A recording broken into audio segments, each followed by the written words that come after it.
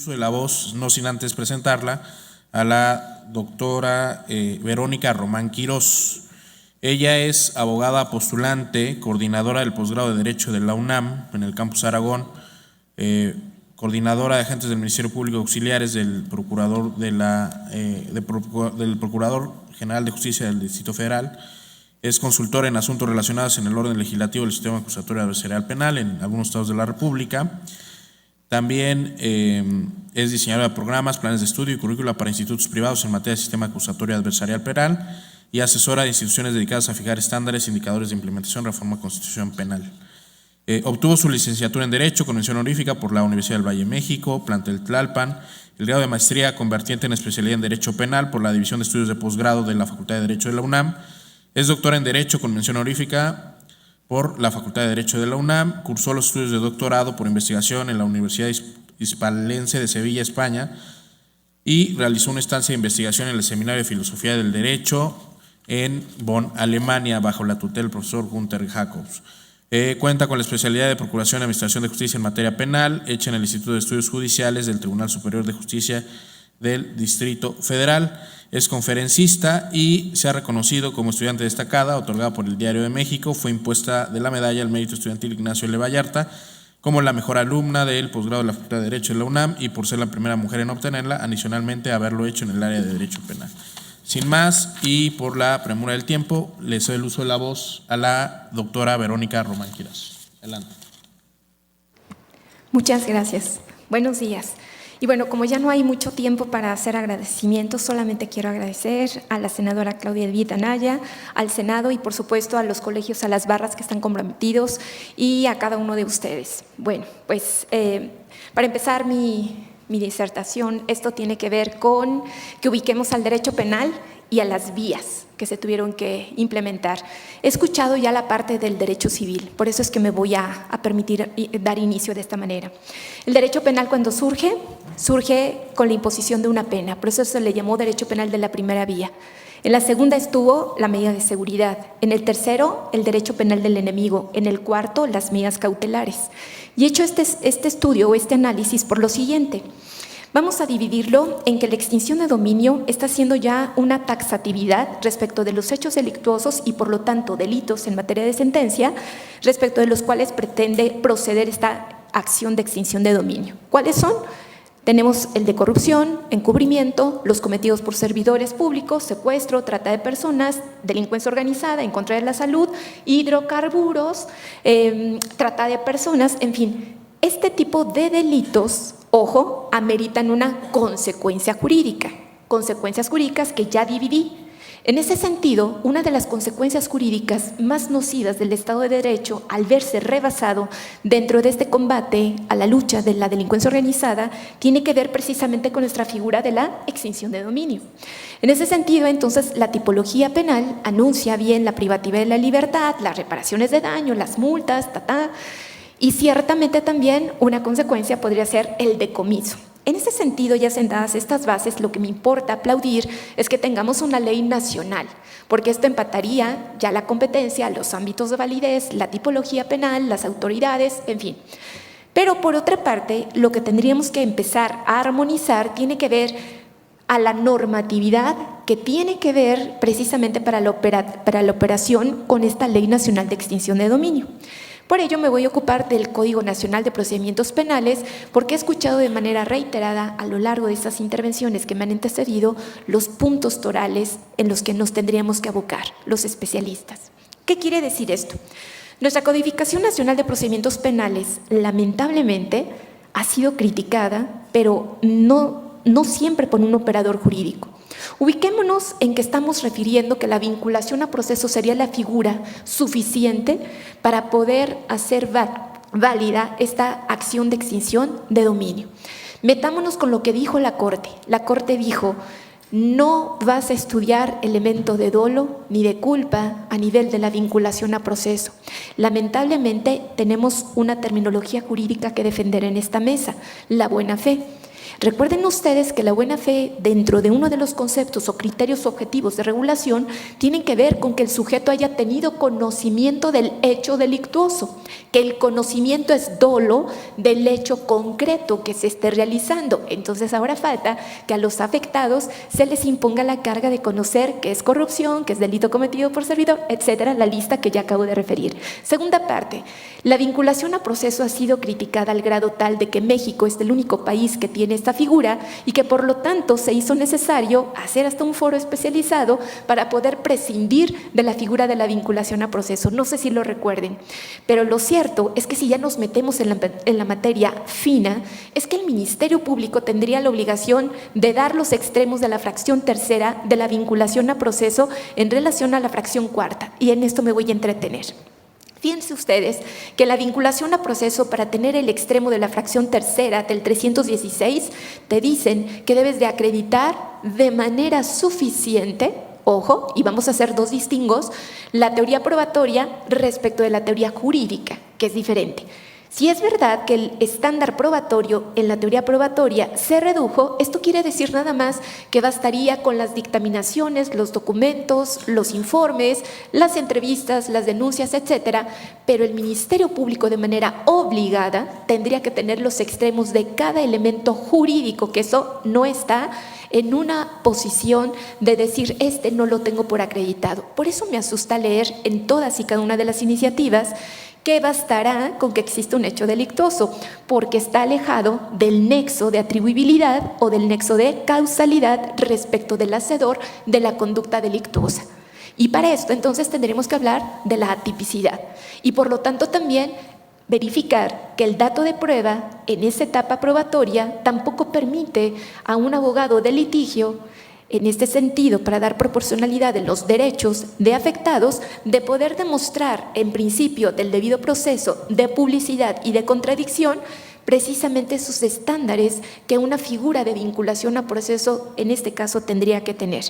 En este sentido, incluso para tener un derecho anunciado para los afectados, tendríamos que ver que la operación de las 72 y 144 horas que nos es dado bajo esta figura del plazo y de la prórroga constitucional serían insuficientes para demostrar en la odiosa carga probatoria dinámica que le han denominado a estos proyectos, porque hay tres cargas de prueba que denotar. La carga probatoria que tenemos por parte del Estado de Derecho en los órganos de acusación, llámense Ministerio Público, llámense asesores jurídicos, llámense a la propia víctima, para demostrar que ese hecho delictuoso les ha sido cometido. Segunda tipo de carga de prueba, la carga de prueba invertida, que por la tipificación y la carga negativa de los elementos se les ha exigido a esos sujetos que ellos demuestren que no ha sido así. En ese caso, por ejemplo, el enriquecimiento ilícito, los delitos de servidores públicos, cuando vienen connotaciones de las que llamamos los dogmáticos de la teoría de la tipicidad que anuncia la antijuricidad. ¿Por qué? Porque lo indebido, lo ilícito son estos índices o estos estándares que me lo están pidiendo. Y tercera carga, que es la que está también prevista en nuestra Constitución. La carga se llama carga probatoria asumida, que es la igualdad procesal de la defensa cuando ha decidido hacer la defensa activa, la defensa oportuna, la defensa integral, eficaz para poder combatir lo que están refiriendo de una persona señalada en esas etapas o en esos estadios. ¿A qué me refiero?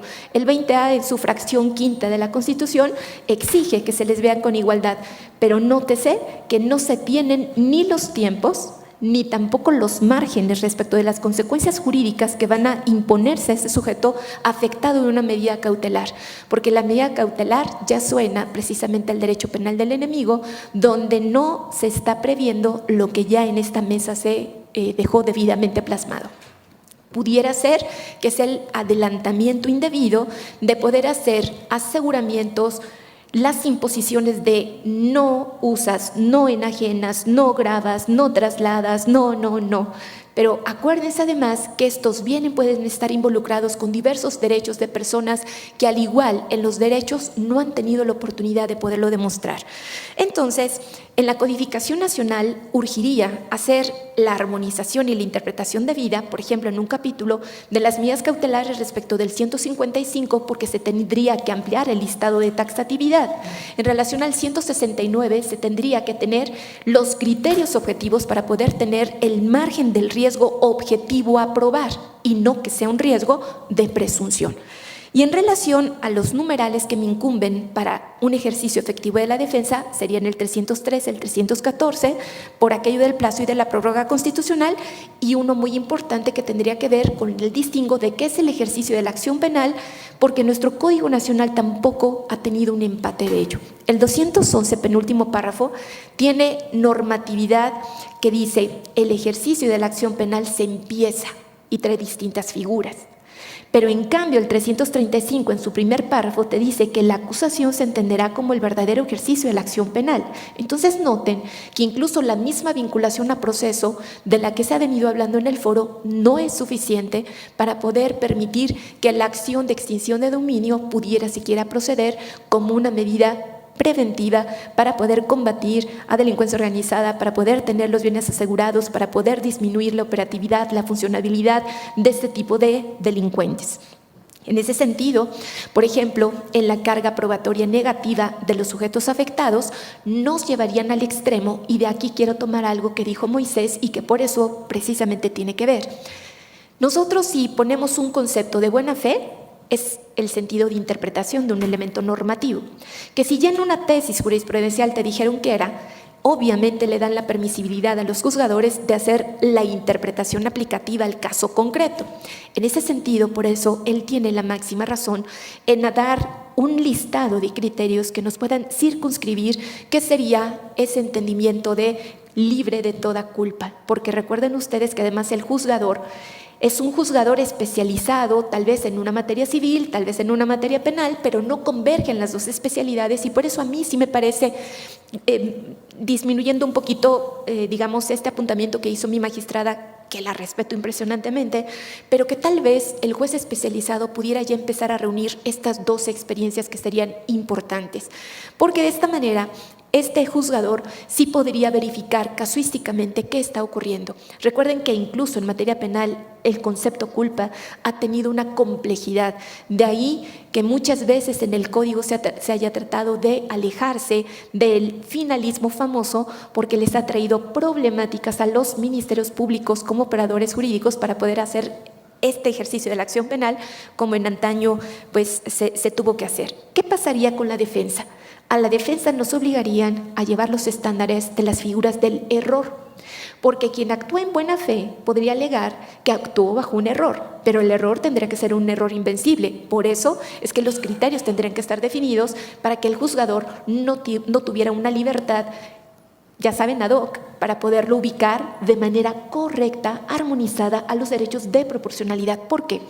Porque el artículo 20 en su inciso A, en su fracción primera de la Constitución, advierte que los fines de nuestro proceso tienen que ser esclarecer el hecho. ¿Proteger a quién? Al inocente. ¿Y quién sería un inocente? El tercero afectado. Y además te dicen procurar que el culpable no quede impune. Ojo, en ese sentido, las acciones de extinción de dominio no se iniciarían porque sí por el órgano ministerial, que además tendrían esa carga que aquí ya se advirtió.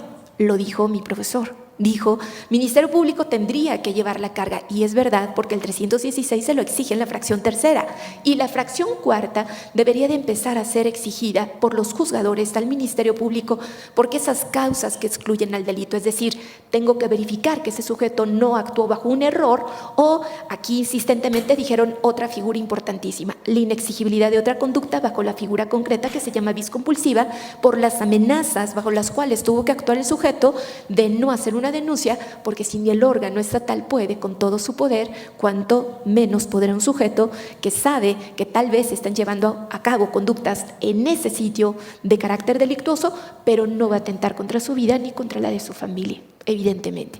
En ese sentido, ya pasados estos bosquejos, me meto en otra figura que a mí me interesó. Tiene que ver con la materia del aseguramiento. Aseguramiento como técnica de investigación que también está prevista en la Codificación Nacional, artículo 242, porque recuerden ustedes que ese aseguramiento podría llevarnos al levantamiento de la medida cautelar y tendremos que tomar un posicionamiento sobre el no ejercicio de la acción penal, porque esa figura del 242 ni siquiera dice que el no ejercicio haya causado estado. Ahora, déjenme hacerles un resumen rápido de lo que observé en estas iniciativas. Por ejemplo, qué peligroso la adjudicación directa en un Estado de Derecho donde todavía no tenemos caminada una ley de la transparencia, de la rendición de cuentas, etcétera, etcétera. Se ha dado entonces ya un arma bastante peligrosa para que el órgano estatal pudiera asignar los bienes. Segundo, tenemos derechos y estos derechos evidentemente tenemos que hacerlos operativos, funcionales a esta figura de la ley nacional. En ese sentido, el derecho de audiencia. Me espanta cuando leo en la iniciativa que bastará con la presencia del Ministerio Público, no obstante que no se encuentren los otros sujetos procesales. Es una barbaridad, porque ni siquiera que esté presente un defensor de oficio y que no tenga conocimiento de la carpeta y que no pueda, en ese sentido, darse esta proporcionalidad en los derechos, es terrible que se piense en una iniciativa de esa manera. Dos, el derecho de la no autoincriminación. En este sentido, me parece extraordinario que se puedan anteponer excepciones, defensas, sí, maravilloso. El problema es compatibilizar los principios probatorios, los derechos que tenemos en materia penal desarrollados, porque no van a empatar. Me explico. Si yo, para poder presentar excepciones y defensas en materia civil, exhibo rompiendo mi derecho de no autoincriminación, llámeseme como el sujeto señalado del hecho delictuoso o un tercero afectado que pudiera ser, en ese sentido, de los que denominamos testigos, entonces estamos pasando por alto el derecho de la no autoincriminación y por lo tanto abriendo la posibilidad de que el Estado de Derecho dé valoración jurídica a lo que se aportó en una carpeta distinta, de área distinta, que después no va a permitir una estrategia integral de un defensor. En relación a los principios, evidentemente, de la defensa, a mí se me ocurre que nuestra defensa tendría que ser entonces integral, oportuna, y por lo tanto no podrían rompernos con la estrategia de lo civil. Siguiente punto. En el sentido de la iniciativa que refería que los alegatos podrían ser de manera escrita, pues nuevamente rompemos la posibilidad de que la defensa en materia penal tenga este empate y esta velocidad para poderlos contestar en vivo, en contradicción horizontal y no sea a posteriori.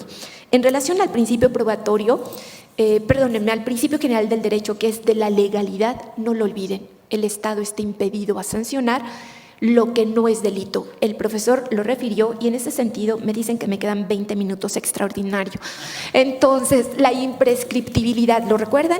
Bueno, ¿cómo puedo sancionar una conducta que pasó a la luz de una ley distinta? El Estado de Derecho, dirían los alemanes, no puede sancionarme cometiendo un delito que ellos dicen que yo cometí. En relación al acceso a los registros y a las actuaciones de reserva, también tendría que pronunciarse la Codificación Nacional, artículos 218, 220 relacionados con el 20b, inciso, fracción sexta, segundo párrafo. En relación al procedimiento abreviado, permítanme hacer un distingo para poder finalizar, porque pues me quedan 1000 cosas, pero creo que eso es importante. Procedimiento abreviado y criterio de oportunidad. Vi en las iniciativas lo siguiente: el procedimiento abreviado tiene como finalidad sancionar respecto de la pena privativa de la libertad. ¿Creen que pueda ser atractivo para una persona que va a ser sancionada por trata, delincuencia organizada, tal, en un abreviado? Hombre, es una barbaridad. Y te dicen, te voy a extinguir tu bien. Pero te voy a dar hasta el 5% de los bienes, de los que estén sujetos a extinción. Pero una ganga más. Si me señalas a alguien respecto de los bienes que incumban, también te proporciona un 5%. Dios, no puede ser. Eso es inviable. Ningún defensor lo aceptaría. La pena privativa que van a negociar conmigo en un abreviado no me alcanza. Me di a entender con esos puntos. Evidentemente, entonces, se tendría que verificar artículo 20, con mucho cariño y respeto. Ya me conocían, para que me invitan, ¿verdad?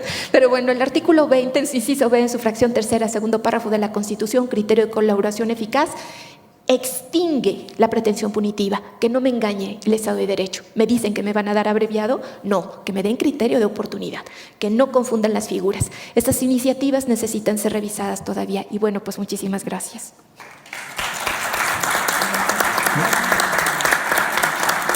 Muchas gracias. Le agradecemos a la doctora Verónica Román Quirós.